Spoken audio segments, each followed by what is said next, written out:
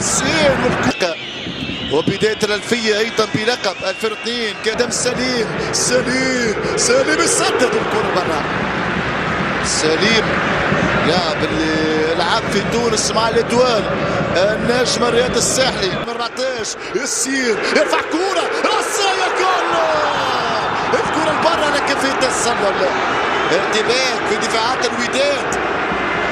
الكناري يسعى للترشيد، الكناري يحاول، وايضا التنافس في المدرجات. كوره والتسديد ديكناوتي يتألق، تصدي رائع من احمد ريتا. جياسكا ينقذ الان، يتحرك الفريق الجزائري وقد تتحرك الشباك في الشوط الثاني. ديكناوتي بتصدي رائع يتألق بواقع الصد والرد، يتألق الحارس للمغاربيه.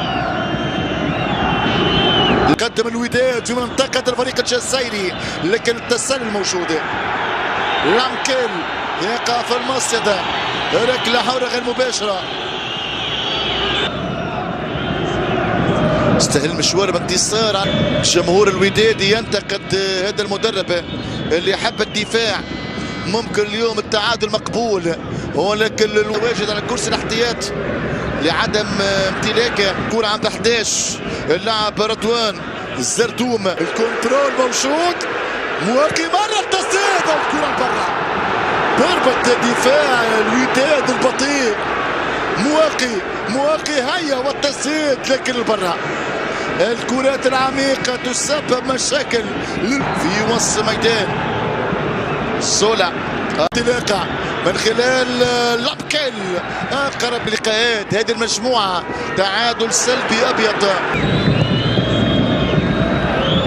سامبو عطية الله بعيدة، كرة عطية الله بعيدة كل البعد. كرة من سولا في العمق، هجمة قد تكون وعدة. بوخنشوش يتباطأ. الوداد في الهجوم، وداد قادر على إعادة ترتيب الأوراق. الانتصارات أكيد مهمة، النتائج الإيجابية قاريا. 1-0 ممكن. هذه رصاية 1-0 يسجل جياسكا. الكناري يخطف هدف الانتصار. الكناري الجزائري يسجل في توقيت حاسم، شعللها واللوحة. جياسكا في آخر لحظات يسجل هدف هام جدا. جياسكا يقول أنا موجود. جياسكا يسجل.